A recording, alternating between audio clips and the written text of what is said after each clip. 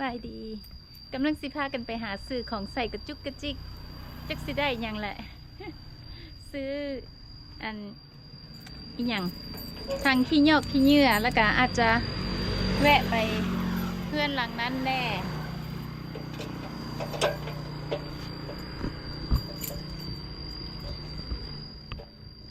No. No.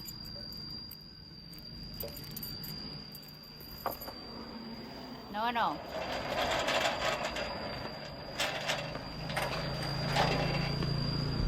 No, no.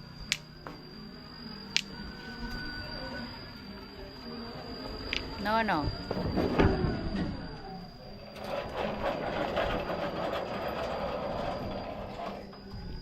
ยักษ์กับนางลูๆนี่ได้แบบ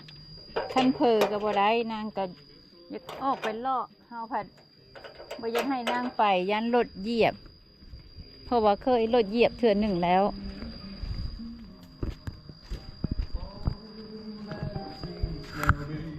Okay, which way are we going? To that lady's plastic shop. Oh.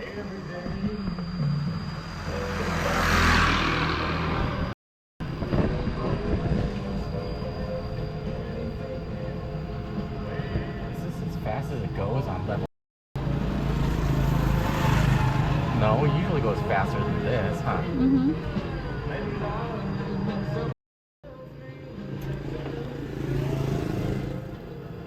That's weird. มาอีกแล้วอันรถสว่าบ่เปลี่ยนเกียร์แบบใส่เกียร์1ก็ซ้ำ9เกียร์2ก็ซ้ำ9เกียร์3ก็ซ้ำ9แบบไปช้าๆเลยมาให้เราเบิ่งให้ซาไปครับมึงดู1ก็ซา2ก็ซา3ก็ซา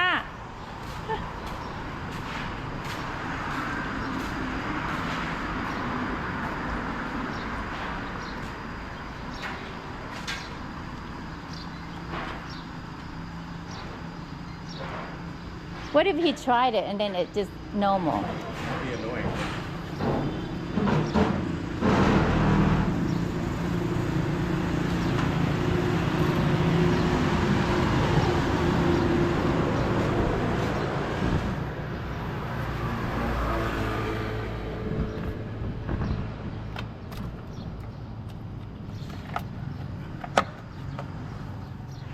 Kana? Whoa.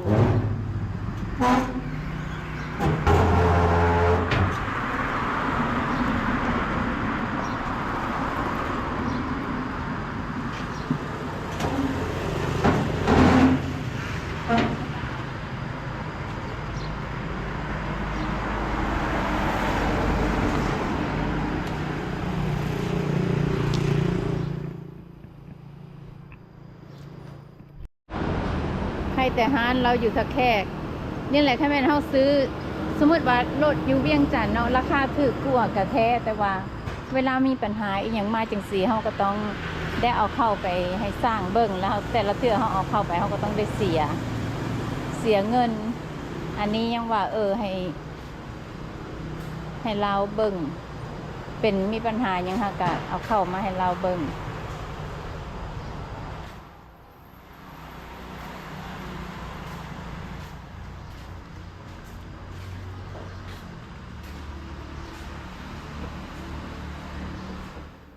I like this. Look, he bring in a new one, smaller.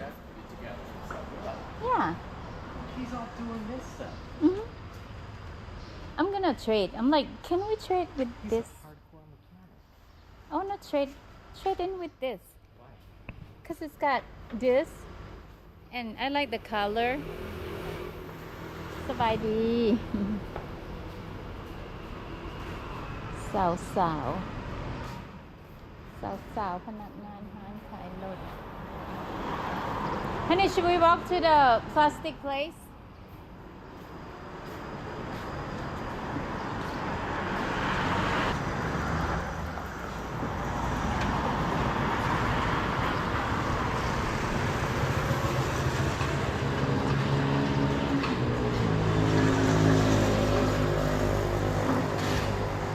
See? ซาบ่ซาเนาะ Do you have a tissue? I don't think so. I didn't bring any. Just some. Should we walk to the plastic place and walk back to get? See what he has safer. So let me see if I'm pretty sure he have tissue somewhere on the table.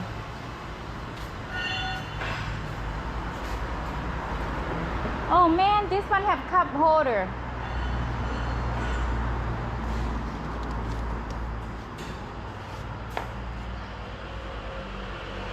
Honey, this one have cup holder. I'm not gonna ask him how much this is. Huh? Fixed. ได้ละ โอ้ แล้วค่อยบ่ได้เอาลงบ่ เจ้าขึ้นแล้วอยู่บริโน Oh, we lift this up and we forgot to put it back down. Oh, Long sock. บ่ตัวนี้บ่ต้องตัวนี้เจ้าใส่เครื่องหลายแล้วเจ้าก็เอาตัวนี้ขึ้นแล้วเจ้า อันนี้สำหรับหยัง บ่ตัวนี้แม่น ล็อกบ่ โหล โอ้ ใส่เครื่องหลายแล้วเสาย กขึ้น ไปทางขี้ตรง โอ้ เอาตัวนี้บ่ตัวนี้สิมีแฮง Oh, this is like four wheel ไป though. ก็ควายไป Forward. This is like if we need more power, like overdrive. We only use That's it. not a brake? No, we only put it. โอ้ยเนาะโชคดีว่าร้านพลาสติกที่เฮาจะไปกับร้านรถนี่นะอยู่ทางข้างกันก็เลยเอามาให้เราเบิ่ง More power ค่อยมักนี่ เจ้าเอามาใหม่นี่คักแห้งคันเท่าไหร่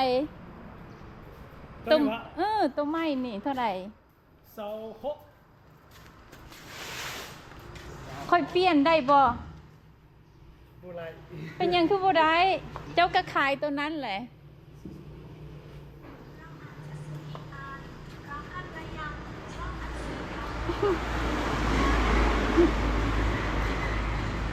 But there's no roofs. Well, I think he haven't put it all together yet. ค่อยเปลี่ยนบ่ได้บ่ ค่อยเปลี่ยนบ่ได้บ่ เจ้าก็เอาตัวนั้นมาไว้ขายต่อ เข้าตัวไหลอยู่ยี่สมาชิกเจ้าก็จะตึงนี่หาย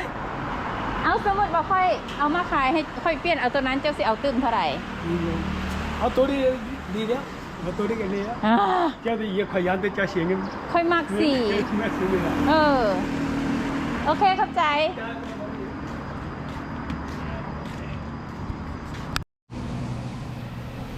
ร้านนี่อยู่แถวลักซี่ความจริงร้านขายอันนี้ก็มีหลายอยู่ค่ะมาซื้อน้ำเราประจำเลยรู้สึกว่าบางทีเราก็ไล่ราคาลดให้ก็บ่แน่ใจคือกันว่าเราไล่ราคาลดให้หรือว่าเขาคิดไปเองมาซื้ออย่างมาซื้อถังขี้เหงื่อเพราะว่าถังขี้เหงื่อเก่าดึงไปดึงมาละมันอันลุละทั้งลุ่มมันลุละทั้งสิเว้าก็หลายปีแล้วล่ะซื้อตั้งแต่เนาะ3-4 ปีละก็สมควรหาซื้อใหม่แล้วส่วนหลายอยู่ลาวนี่ก็จะใช้ของถึกๆแบบนี้แหละใช้เป็นพลาสติกแบบนี้แหละมันจึงทิ่มง่ายใช้มันเพแล้วก็ทิ่มท่านมันเขาเป็นไม้เป็นเล็กอีกอย่างแล้วมันเขาค่อนข้างจะแบบรักษายากซื้อเข้าขี้เมี่ยงเต่านี่ก็พอเอาได้หน่อยหนึ่งเต่าอยู่เรือนแตก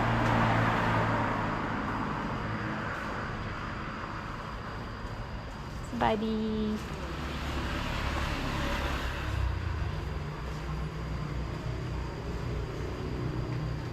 What's annoying, sweetie? ว่า Our garbage cans, when I look on the lid, it says like 12 liter, 20 gallon, 30 gallon, 32 gallon. But then when I look at the garbage bags, they say 10 by 12, 15 by 20, 25 by 30. It's like, why are you guys using different units?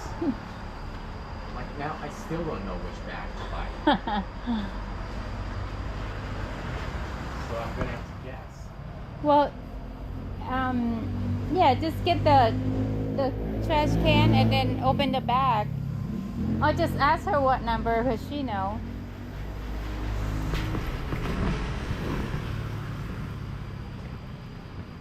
ก็ประมาณนี้เด้อพวกเจ้าอยู่ประเทศลาว ท่านบ่อยากหาซื้อของแพงไซส์ก็จะหาซื้อแบบนี้แหละเป็นไซส์สัวขาวมันฮักแล้วก็ทิ่มหั้นนะท่านอยากหาเอาตัวดีๆก็มีเนาะเขาก็จ่ายแพงขึ้นก็ไปห้างใหญ่ๆคือแบบสุวรรณีบอหรือว่าซื้อสั่งให้เขาหิวมาแต่ไทยให้แล้วก็จ่ายค่าหิวให้เขาก็มีค่าหิวนะเฮาแบบเป็นคนไซส์ของบเลือกนะมันเทมันเปื้อนแล้วเขาก็ทิ่มอย่างเสียนะเขาก็เลยแบบบ่ค่อยจูจีจุกจิกกับของไซส์ว่าต้องเป็นตัวมีราคาแพงหรือว่าต้องอีกอย่างบ่ได้เอามีเสื่องเอาของอีกเนาะสมมติ เขาไม่ได้เห็นพวกสายเสือตัวนี้50กับ20ค่ะ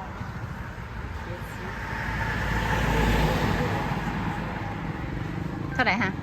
ล้านกับ90,000 1,90,000เอาเบิดนี่ค่ะ50ในหลายแนวทั้งขี้เหงื่อโต๊ะเตอะนั่นนี่ QR code